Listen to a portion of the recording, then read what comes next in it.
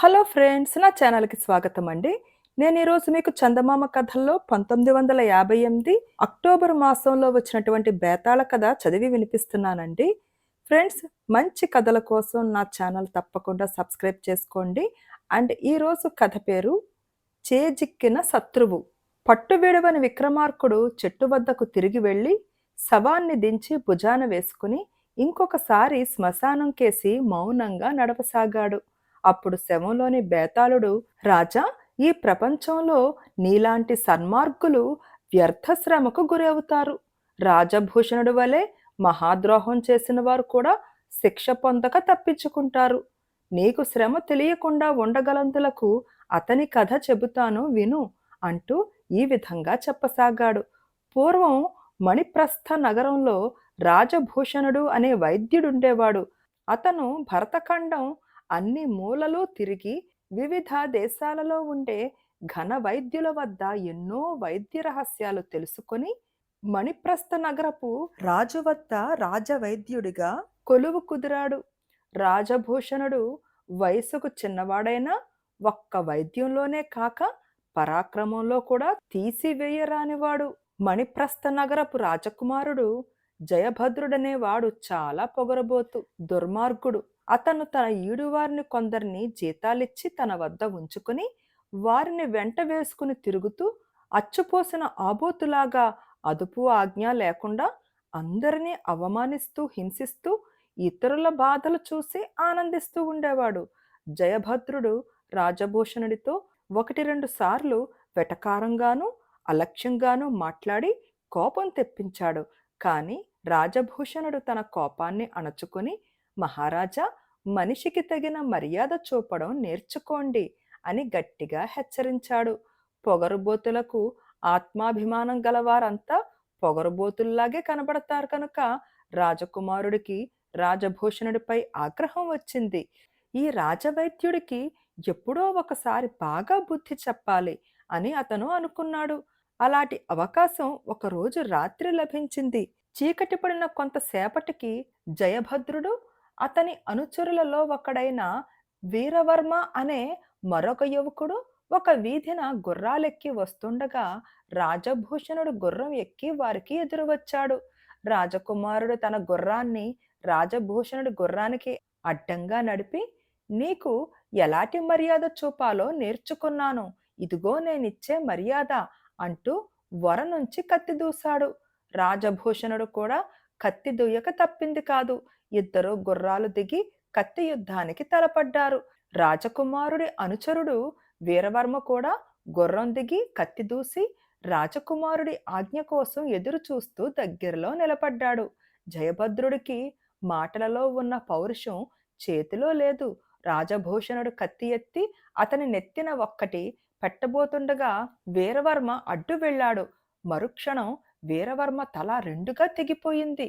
ఈ సందులో జయభద్రుడు గుర్రమెక్కి పారిపోయాడు. తానిక ఆ రాజ్యంలో ఉండటం క్షేమం కాదని రాజభూషణుడు గ్రహించి తన గుర్రం ఎక్కి నగరం విడిచి పారిపోయాడు. తెల్లవారేలోపుగా రాజ్యం వదిలిపోతే అతనికి ఏ భయమూ లేదు.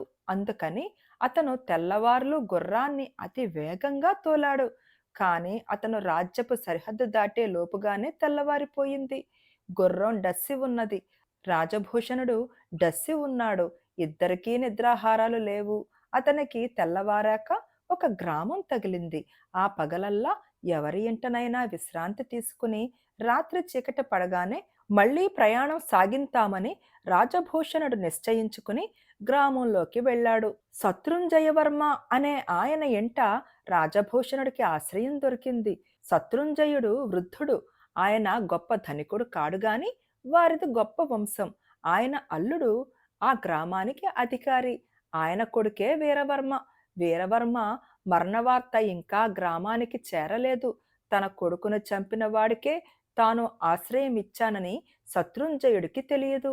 తనకు ఆతిథ్యమిచ్చిన వృద్ధుడు తన చేత చచ్చిన యువకుడు తండ్రి అన్న సంగతి రాజభూషణుడికి తెలియదు. రాజభూషణుడు పగలల్లా విశ్రాంతి తీసుకున్నాడు. ఆ సాయంకాలం అతను శత్రుంజయుడితో కబుర్లు మాట్లాడుకునే సమయంలో రాజభూషణుడికి నిజం తెలిసింది.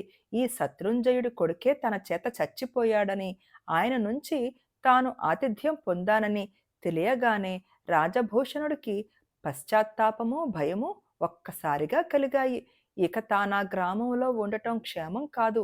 వీరవర్మ మరణ వార్త ఈ గ్రామానికి వచ్చి తీరుతుంది. తనను ముసలాయన తప్పక శిక్షిస్తాడు. ఆయన అల్లుడే గ్రామాధికారి కూడాను. అందుచేత రాజభూషణుడు లేచి నిలబడ్డాడు. అప్పుడు రాజభూషణుడు శత్రుంజయవర్మ మధ్య సంభాషణ ఇలా జరిగింది. ఇక నాకు సెలవిప్పించండి. మీ ధర్మాన నేను నా గుర్రము ప్రయాణపు పడలిక నుండి తేరుకున్నాం. నేనింకా చాలా దూరం వెళ్ళాలి. అదేం నాయనా, కొద్ది ఘడియలలో చీకటి పడబోతోంది కదా, రేపు వెళ్ళరాదా? లేదులెండి, నాకు రాత్రి ప్రయాణం అలవాటే అంటూ రాజభూషణుడు ప్రయాణ సన్నద్ధుడయ్యాడు. ఇంతలో శత్రుంజయుడి అల్లుడి నౌకరు వచ్చి, బాబూ, అమ్మగారికి అకాలంగా నొప్పులు ఆరంభమయ్యాయి. ఆమె స్పృహ తప్పి పడిపోయారు. వైద్యుడు తన వల్ల కాదంటున్నాడు. పెద్ద వైద్యులనెవరినన్నా పిలిపించాలట. ఏం సెలవు అన్నాడు. తన కుమార్తె ప్రాణాపాయ స్థితిలో ఉందని తెలియగానే శత్రుంజయుడి ప్రాణం తటతటా కొట్టుకున్నది. ఒక చెంప చీకటి పడబోతున్నది. మంచి వైద్యులను రప్పించాలంటే మణిప్రస్థానికి కబురు పంపాలి.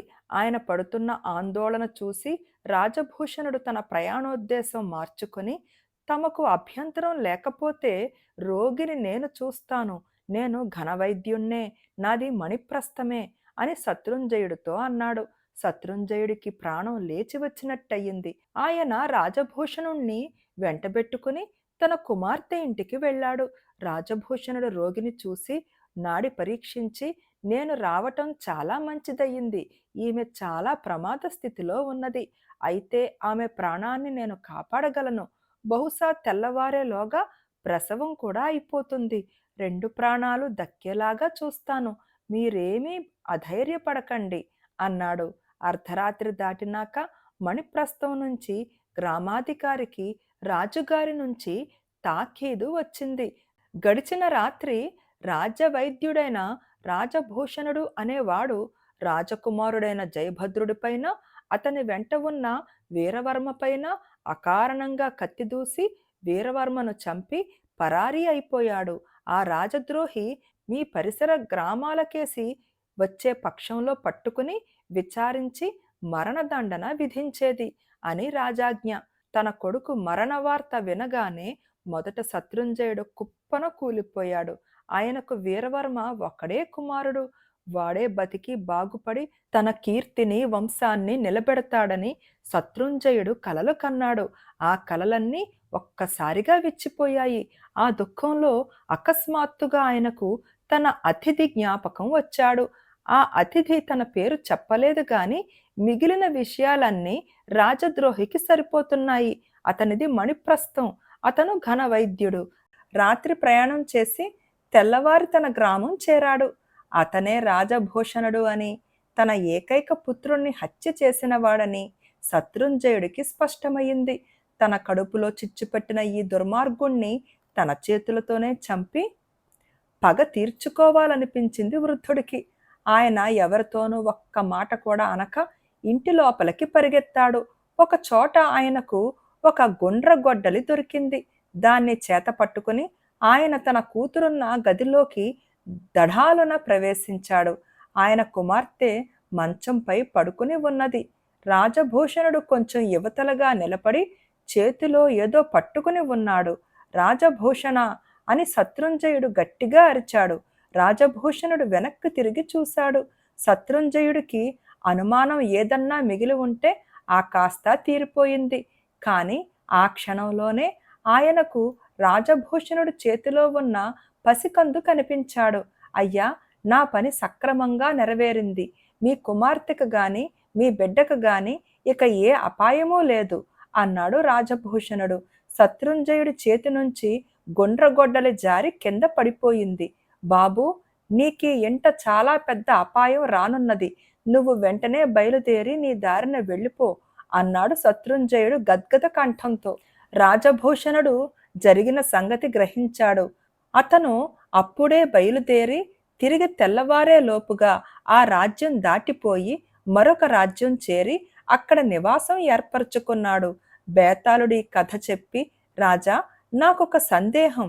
రాజభూషణుడు తాను శత్రువుల ఎంట ఆతిథ్యం పొందానని తెలిసినాక కూడా శత్రుంజయుడు కుమార్తెకు వైద్యం చేస్తూ ఎందుకు నిలిచిపోయాడు?